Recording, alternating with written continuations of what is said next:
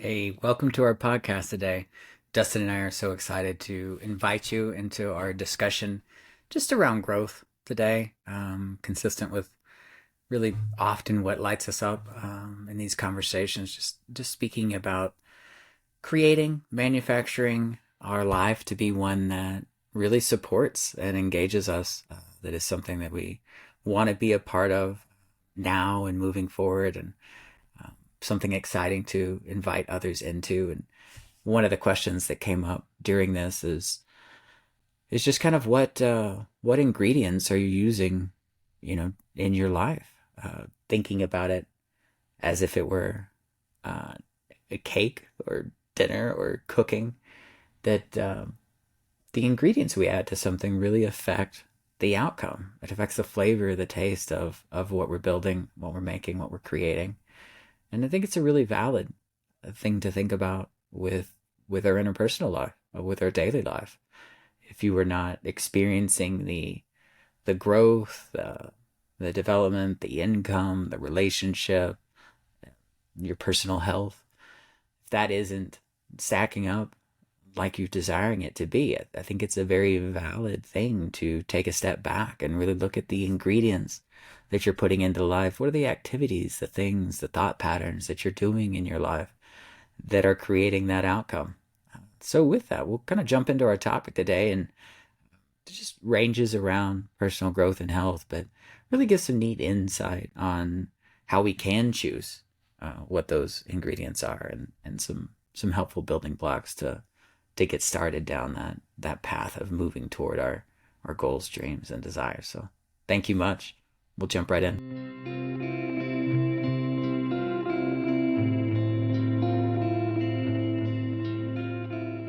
I mean, what's been on my mind a lot is this motivational video that I've been listening to. And there's a specific part, and it's linked to what I was just talking about, where he says, God, I almost want to play it. It's like not long. It's like maybe 30 seconds to a minute. This guy, you know him. He's a big, which one is it? Is it this one? Do you want What's to this? play it and we'll just respond to it? That's really interesting. I know Yeah, that. let me see. Here we go. Can you hear that? Yeah. It's coming up. To do, and if you need to kind of exist in this comfortably numb interquartile range middle period thing of life, or do you want to make some fucking waves? I want to make some waves. I want to do something that I look back on and I go, yeah, I made that happen out of nothing. I had an impact. I left a dent, and that's not going to happen if you're sitting in good but not great. And that's fine for a lot of people. That's probably not for you. And unfortunately, the discomfort, which includes potentially letting go of a good life to risk getting a uncertain great life, is one of those prices that you have to pay. That's why so few people do it. But if you want to do it, that's a step that you have to take. That's it, man. It's like, I don't want to live a good life. I've always felt allergic to that, for better or worse. I want a great life. In a lot of ways, I do have a great life, and my vision is even greater. Mm-hmm. And so I've re-listened to that part of that video probably 10 times in the last week. It just hit me so hard. I'm like, God, yes, like there is inherent risk. What's cool? It's like, it just hit me too. I'm trying to explain that. There's so many messages that are said by millions of people in all these different ways. And sometimes like the same message just said a little bit differently. It just like clicks something in me. And I feel like that's it. Like that's not uncommon knowledge. Like it's okay. Yeah. But the way he said it and where I was at in my mind and my state and what I was doing when I first heard it last week, it just like clicked something. And that with all the decisions I'm considering right now, decisions I have made, the changes I've made in the last 2 weeks of my life, investing, some small decisions, some big decisions, public speaking, Toastmasters, books, all these different things, a lot of networking.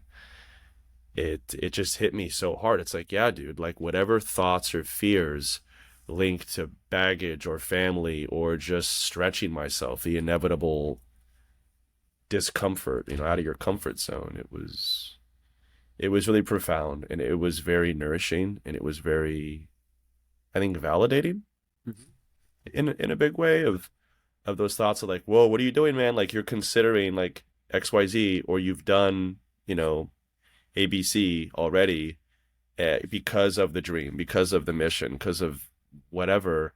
And then that ego or that fear, like a little thing comes in and it's like, wait a minute, oh, are you being irresponsible? Like, that stuff. And I think part of that's just normal, and maybe it's some of my deeper levels of release work I can do. I think it's both. But they just hit me hard, and it's very inspiring. I think that's very true. And I think a lot of people don't live that way because it's inherently scary and uncomfortable, and it's risky. There's inherent risk, and you have to take the risk. And there's a few other really good speakers. I don't know the woman's name, but there's someone else on that. And they kind of say the same thing differently. And it's just like, you have to take the risk. And to what you were saying earlier, like, and it's okay. Like Michael Jordan, I think, had 26 game-winning shots that he missed. Like, we're going to screw up. We're going to fail. We're going to drop the ball if we're leading, if we're achieving, if we're growing. Like, it's not even a question. So curious where this goes. That's what's on my mind. Love to know the thoughts you have. No, it's really interesting, man. A couple things. I appreciate you sharing that with us. A couple things that stood out there. I really love just your reaction to it, just the awareness of the repetition in our lives and how often we do hear something before it clicks, or hear it a bunch of times and then it's said a little bit differently or whatever, and then it does. And I think sometimes I used to think it was like it had to be said perfectly for it to make sense. I'm realizing more and more, I think that was me putting it on like the outside, like somebody else, or it has to change so that I can receive it. I'm taking more and more ownership about like the soil that I am. And it's just like, man, I've got to be in a place to hear that. I've got to be receptive to what is coming up, because there's so much, as you pointed out, amazing information around us, incredibly insightful people who have done, really neat things that inspire me, that are consistently providing insight, education, motivation, to that point, but just the necessary repetition. That it does take a certain amount of time. It's like, I don't know that there's an exact number, if it's 17 times or 38 times or 140 or whatever that is for each of us. But I love that we can learn that way, that we can hear something and get something from it.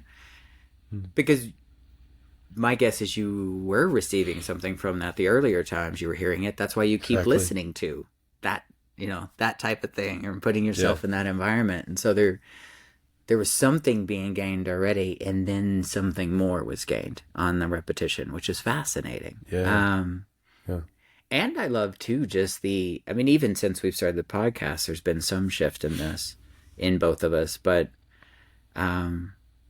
going back to like the direction with which we're approaching something, like I feel so much like we are heading toward moving toward like our own excitement, our own maturity, our own new adventures, and things that may have way more risk than things we used to mess with even 5 or 10 years ago. But it feels very different because I felt like I was running from something then. I was trying not to fail. Like my energy was often on like not being poor, not being a loser, not being jobless, not being homeless, and my frame has shifted toward like being wealthy, having multiple homes, being in control of my calendar, being in control of my time, getting to eat anything I want to, but having choices around that, wanting to eat things that support and make me feel great. Yeah. As opposed to like, I used to just try to get as many calories as I could because I was so concerned. I was more concerned about the money around the food, or like, could I afford it, or it's just, whatever I could get in. Not wrong, but this just serves me so much better, that moving toward, and there's just a lightness with it, even though it is overwhelming. Some of the things we talked about before, just things you're excited about moving into in your own life. I think coming from an unhealthy place internally, like, those could be terrifying. I think they're still intimidating for sure. They're huge moves, Yeah. but it's kind of exciting. There's something really Very exciting. attracted to that idea inside of you. There's something pushing you towards that. It feels very different than, man, if I don't do these things, I fail. If I don't do these things, I haven't made it. If I don't do these things, I'm not whole. Like, that's not the question anymore. No, like not even. Because those questions have been answered, it allows you to move toward it and be in it in just a very different way. And it's exciting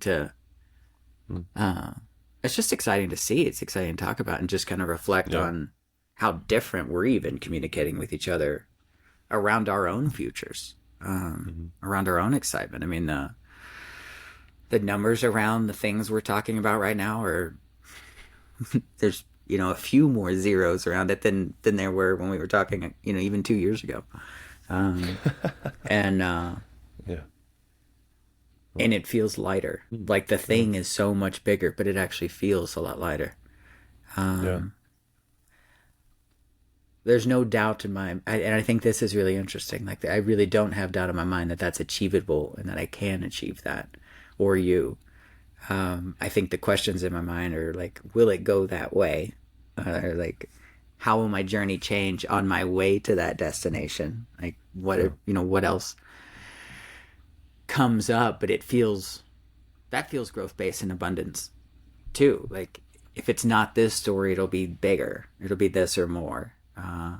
This or something I like more. This or, this beautiful or something more beautiful. Okay. You'll just want that change, that new change more. Obviously. It'll serve, like, the only reason it would change is because something else serves me better in that, my awareness, because of the journey or whatever, like, my awareness of what I desire changes, and that new thing serves me even more than this. I think that's really exciting.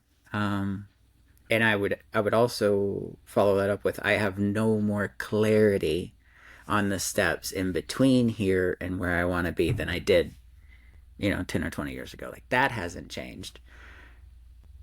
It's still an unknown, but my belief in, like, the universe, the system, myself, all of those have changed so much that it feels like a very different landscape, a different reality. That's a good point. I was just going to ask you, like, what changed? Any other insights on what changed in you? Or, like, anything else you can share on that? Because I think that's a really cool question. Yeah, this is a neat thing that we talk a lot about with our clients. Just the importance of release work. I think that's been, as far as like the what has changed, that's been the big mover, is just actually doing the work, having a coach, having a counselor, and having gone through a lot of release work. I've released an immense amount of the baggage or the stories or the limiting beliefs I had around myself and the universe, my ability to prosper, my ability to be well, to be happy, to enjoy this life. Like, there was a lot, there ended up being a lot more there than I thought there was. Like, I ended up releasing a lot more baggage and continuing to step into doing release work when I see it come up. But I think in my early 40s, late 30s, like, that was really when I first encountered release work in a significant way. And there was no surprise in 38 years of life, like I'd come up with a lot of limiting, a lot of limiting beliefs, a lot of limiting stories, ideas, patterns, mindsets I'd had in my eyes, loops that I was running. And it was very life altering to release those and just not feel the weight of that holding me back. Like, I think the one of the biggest impacts I can say through doing release work is that I can still make those choices. I can still think the negative loops that I had before, but I don't feel attached to them anymore. It's almost like there was um, this string or this attachment to these different things that they felt like me. They didn't feel like something I had an option of doing. It felt like the only option I had. And it was a bad one, and one that didn't serve me. And so, like, I feel like that's what's so powerful about the release work is it really it creates a level playing field again. Like, I can still make bad choices, but there's no rut there. There's no groove there that I've been making that bad choice over and over again, and I just slip back into it. I clearly see my other options now as well, and I'm way more likely to choose those, to choose the options that serve me, choose the options that are abundant. So I think singularly, like, release work probably has been the biggest changer. From that, I've been able to see, like, I think what we were talking about a moment ago, just the incredibly powerful reality of the direction of energies, like moving towards something or moving away from something. Um, I think when I first heard that idea, I thought it was really interesting. Same. The more I participated with it, I came to realize like how profound and impactful understanding that and choosing which direction you're headed Yeah. really is. Yeah. That was life altering to me. So I think Yeah. really those two things have shifted the way I encounter my present and my future so differently. Yeah, I like that. I agree on that. The values thing. When I first heard it, it blew my mind. I'd never heard that. It's really interesting. Never heard that. Yeah. A lot of therapists, most people I know, never have heard of that. Hmm. And what's interesting too about that is it might have actually been the same video, just different speaker. Maybe it was a different one, but this guy was actually talking about move away values. And I found Really? myself, but in a positive. And I've Yeah. heard speakers talk about that, like anger's good, this is good. Hmm. And Hmm. um, even, who's that? He was in the Patriots quarterback, Hall of Famer. What's his name? Tom Brady. One of the, Tom Brady was talking about that. Like, and so it's interesting. I've heard people talk about those move away values as a very good thing. And that's interesting to me. I was thinking, like, I don't think most people know about move away or move towards. And I don't know if it's just a reframe. I don't know if it's just facing what is and dealing with the cards you're dealt in the moment.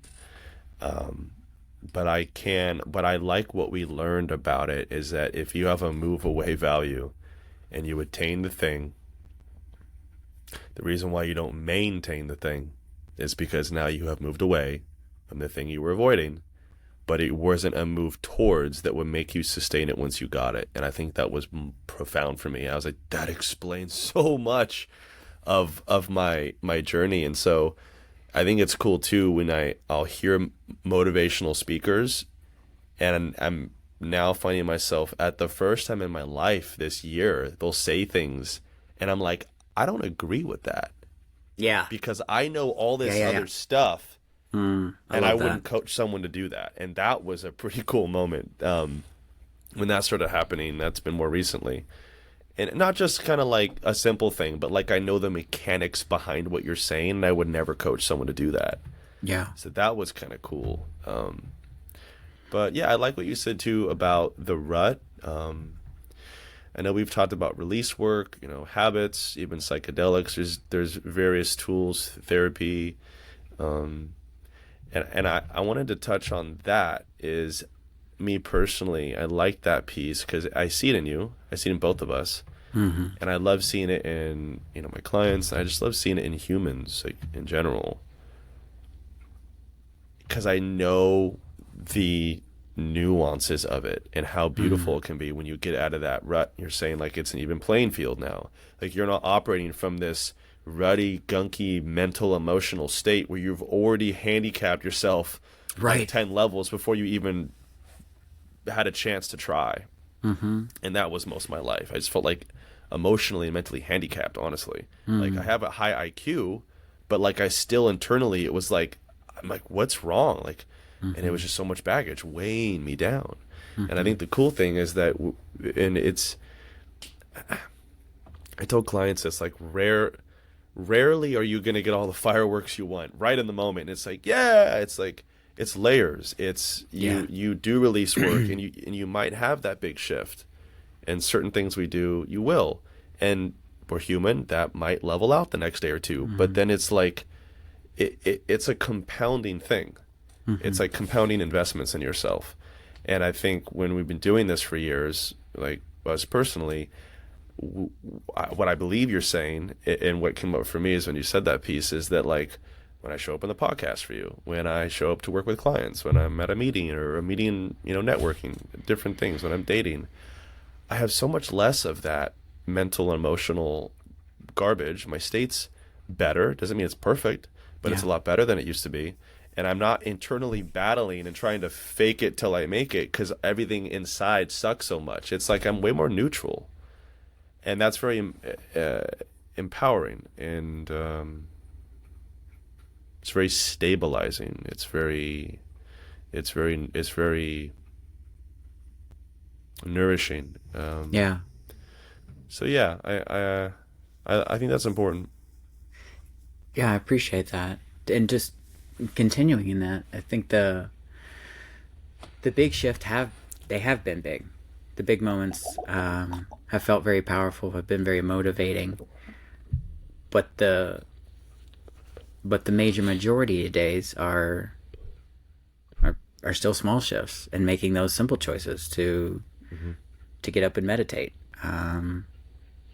to get outside and get in the sun, get movement for my body, to eat something my body enjoys, internally, not just my mouth. And I mean, there's so many little steps. Doing I think a huge part of it is community too. And I'm very grateful. I've had a great community for years, but it continues to elevate and improve too. I mean, just in the last 2 or 3 years, there's been so many people added to that, that were on a very different plane than where I was too. And you're one of those, and just a neat alteration in my trajectory, I think, just based on who I'm surrounding myself with now too. And that's I truly believe a product of just showing up differently internally. Like, I ended up being places that really healthy people were, where those weren't necessarily places I was hanging out before. Like, whether that was like an empowerment, like learning conference, or, going to classes to learn, different things about meditation or whatever that is. The more I internally started to make that choice, I started showing up places where there were healthier people, healthier people. I don't love that word, but they were people who were more actively engaged in their growth journey and their empowerment.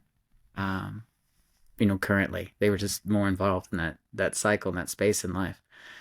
And that continues to impact me as well. And I think that's really, really huge. There's so much about who we spend time with. I mean, it impacts so much of our life. I think that, did that come up in the breath book too, when he was talking about the importance of community, and like how we breathe too? Like I'm trying to remember that, if it was. I'm reading a couple books right now, and I just picked that one back up like last week, and so that's why I was So thinking good. that, and I'm not sure if it was community, but just it's such a reflection of what's happening inside of us, who we're around, whether we want that to be a reflection of what's going on inside or not. I think it really is. Yeah. Who we let ourselves be around, how they treat us. Yeah. what's that quote? I think it's really interesting, like how we let other people treat us is um, like kind of a scale for how we feel about ourselves. And Yes. I think that's really, really interesting. There's more to it than that, but um, a lot of power in that, and it's really interesting to observe those shifts in my own life. And a lot of it's felt very slow, you know. Um, Mm-hmm. Yeah. the last 3 or 4 years of my life, like I've been on this growth journey even much longer, but it's taken a sharp uptick. Like I think the angle or the speed with which I'm growing feels a lot faster. Um, Mm. Yeah. when I stand back from it, the day to day, there's been some really, really slow feeling days. There's been very low weeks, you Yeah. know. So I don't want to mask over that. Like that happens, but the trajectory is very different. How I feel the majority of the time is very different. Yeah. Um, Yep. uh, I love that. Yeah, I think it's cool that we're both going through a very similar trajectory shift in recent years. mm-hmm. As I have a lot of empathy for what you just said. Yeah, man, it's really whew, a lot of ways to go with that. I just think it's a beautiful thing. It's not like it's not a panacea. It's not a a utopia. It's not some silver bullet. It's just it's a beautiful, healthy balance when faith, discipline, hard work, being a human, pain, crazy journey. You don't have to have one, but if you do, it's like maybe you have longer stretches to go to get to where you think you should be or you want to be or where others might be in their journey, which doesn't really matter. But I think it's like point being we're all different and we each have to grow different lengths in different areas of life. um and it's very just it's peaceful. It's like the proof is in the pudding, the evidence is right there, Hmm. and that builds way more faith. And that I think that makes us better coaches, better entrepreneurs, better humans, more inspiring. And in the moments, I mean, the mind playing the tricks, it's a easier battle where it's not even a battle. It's just like a nuisance, and it's like, oh no, like I've been through all this. I know the growth I've had. I authentically feel it. My default state is way better. And I think it is that teeter-totter. That it's like every day. Like if I just do all this release work and then I get lazy in my habits, like I'm not, there's something to that still, and I love another woman, don't know her name, but in a different video, I was like, that's so true for me, is she said, if I drop my discipline and days or weeks go by, she said, then the anxiety kicks in because I know I'm not paying the price that I know I need to pay to maintain and achieve what I want to achieve mentally, emotionally, all the different ways, spiritually, physically. And I'm like, that's so true. It doesn't mean like there's inherent anxiety, but it's like, if I know I need to do X, Y, Z, but I get comfortable or my ego gets there, I've achieved all whatever happens. I think humans, we have interesting tendencies to do that, right? Path of least resistance, and it's like, and then you excuse yourself once, you excuse yourself twice, Yeah. and it's the slippery slope. And it's like, to me, that is when I'll get anxiety or stress. Is around outside of that, it's way less than it used to be. Oh my gosh! But if I stop paying the price, I have the wisdom to know, dude, what are you doing? And that might even be one day of not paying the price. It depends on the thing. It doesn't need to get into this big thing. But it's like an immediate awareness. Yeah. And I think that's important as well. Is there's that always that balance. More the things people see, the actions, the disciplines, and then the internal work that's invisible that most people don't see. They don't need to see. But it can trick other people's minds to think that certain people that we look up to didn't have to go and still go through all this discipline, suffering, whatever, mundaneness, difficulty to maintain. And David Goggins talks a lot about that, and I really like how blunt he is about it. He's like, you got to pay the price. And I think if you stop paying the price, not only will those things happen, but then it's like the people that retire and they have money and they're like, no hobbies, no passions. It's like, what's the point of that? I think it's not only just like, oh, I don't want to have anxiety, so I'm doing this, or I don't want to fall backwards, or that's why I'm doing this. Like, yeah, that's true. Those are some move aways. But then the move towards is, but this stuff all lights me up. So I'm happy to pay the price because that like is food for my soul, for me as a soul. So it's that, I mean, you know what I'm saying? Like different ways to view the teeter-totter, but it's not magic. Some of it can be very magical at times. Yeah. But it's honoring the realistic part of the whole process. And it's like that becomes your best friend. Like for me, it's like I like it. Every time I face it, then it's like, cool, cold plunge. Didn't want to go in today. Really didn't want to go in. It was one of the days I didn't want to go more than most days recently. And I just get out. And every time it's that self-respect. That self-love is like, dude, you did this. Yeah. You've been doing it for a long time. And you still didn't want to do it today. And you still did it. And that, I think, is immensely powerful as well. Mm-hmm. Yeah, I do too. We've talked about that, but I can't say it enough. It's so true. It is so true. And I think it's easy to lose. And that's why... But I think we talk about it a lot for ourselves too. I mean, it's very helpful for us staying on the path, and we're not outside of that being reality in our lives. Like Never. Nor do I think we ever will. Yeah, exactly. Never. Nor do I think we ever will be. I think another way to think about it just is it's like a recipe. This may not be that great of an analogy for it because I don't know how many people cook anymore, but the our life is like you put different things in and you get different things out. It's like paying for it. I think is an interesting way to say it and could be heavy, but just realizing like we're choosing the ingredients for our now and our future every moment of every day. Meditation and working out and being in the sun are very different ingredients than eating poorly, sleeping until 10:30, and watching a series on Netflix through an afternoon. There's not an inherent right or wrong to either of them, but you're going to get a very different outcome in how you emotionally, mentally, and spiritually feel out of doing those two different things. And so I think a lot about it like that. It's just like I want to continue to choose the ingredients that I know participate in making a great day, making a light life, making a joyful experience, that give me clarity, that make things lighter. Like those are the ingredients I want to use more often than not. And I do think it's interesting as humans that once we do that for a while, so often we start trying to take out ingredients and see if it still works. Like how about if I leave that out? If I, leave working out, or leave meditation out, or leave breath work out, am I still okay? And you probably will be for a little while.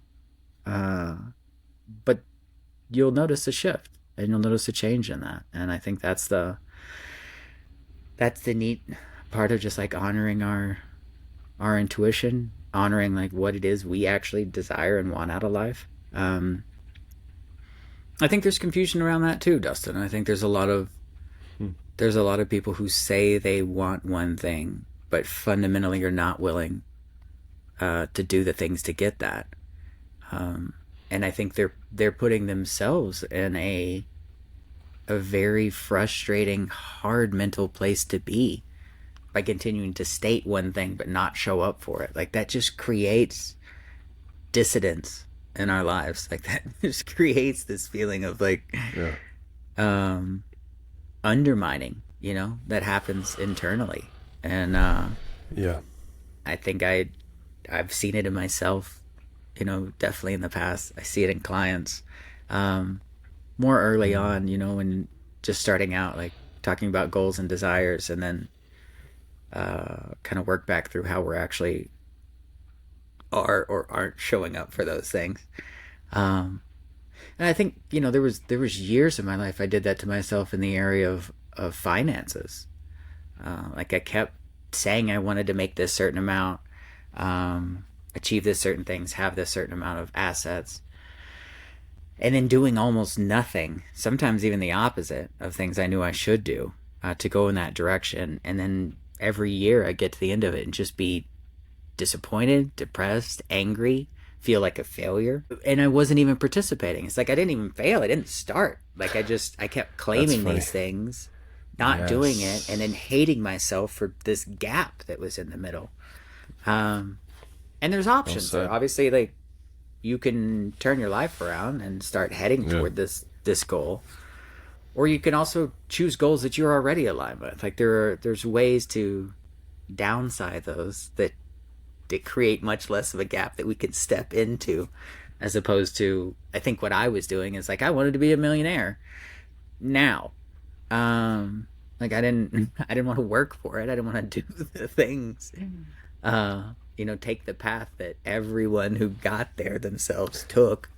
Yeah, yeah. I was just like waiting for it to happen, and creating an immense amount of struggle and turmoil inside. And I Yeah. think we can do that in our relationships. We can do that in our job. We can do that with ourselves, with our physical body. Create this void, this gap in between us and it, and judge ourselves and judge that gap. When typically the easier thing that we can't see, and this is the thing about baggage.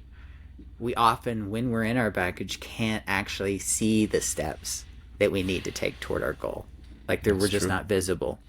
Yeah. I think It's like often we talk blinders. about baggage as like this, wearing a backpack, or I don't know if who else still familiar with, like, it's a Christian novel, but Pilgrim's Progress, like this idea that you're just carrying around this huge weight. And I think that describes it well, but I think it's a bag over our head too. Like Mm. I think baggage very often occludes our sight dramatically. It occludes our vision of not only who we want to be, but the steps in between who I Oh am yeah. now and the person I desire to be. It's a blindfold. And Well I said. think that was one of the biggest shifts that happened for me. It was not just a lightness and a freedom. I actually felt like I had clarity around where I was misstepping. I felt like I had clarity around the steps that I could take to change my reality. And that all felt very opaque, very distant, before that, hazy. Wow, that was very well said. I really agree with that. It's amazing. Yeah, I like that. Like it's a backpack. You have two bags, a bag covering your eyes and a backpack weighing you down. And I love that because it's so true. Because whenever I've been in baggage, or I know people that have been in baggage, it's like you're just you're blind. Like for that moment or that period, or whatever the time period is, it's like you just literally can't see, and everyone else is like, well, it's pretty obvious. You're like, "Duh, duh," and then like weeks, months, years go by, and you're like, oh, and they're like, yeah, and you're like, Yeah. ooh. Yeah. It's really, that's well said. And I did want to, before we wrap up, I wanted to mirror back. I love what you said about the how did you word that? It made me think of a video where they talk about basically like the subconscious, our subconscious is listening to everything Yeah. that we take in through our senses, and everything we say, like, everything that happens internally. It's like documenting all of it. So I love what you said about, it made me think about the piece of be careful what you think, because like your soul, your subconscious, your unconscious, like it's all listening. Yeah. And if you keep thinking things, speaking things, and they're not in alignment, like you said, it creates that dissonance. I think that's really powerful, is be mindful, because I think that's where self-esteem, self-respect, and that, like you said, dissonance, that disconnect, that lack of pono, it's just like starts to fester. And like you said, like you're creating this thing, and like you said too, there's like this huge gap you literally created, and then like unconsciously punished yourself for it, and all this negative crap for it. Like I used to do the same thing. I think that's why the whole New Year's resolution thing, like Yeah. it's such a thing. People do that, and then the gyms are usually mostly empty by come February, and that's just, look at gym membership statistics, and it's just wild. And so I love that you said that, and I don't know if I can remember the other thing, but That's so true. I think that's so true.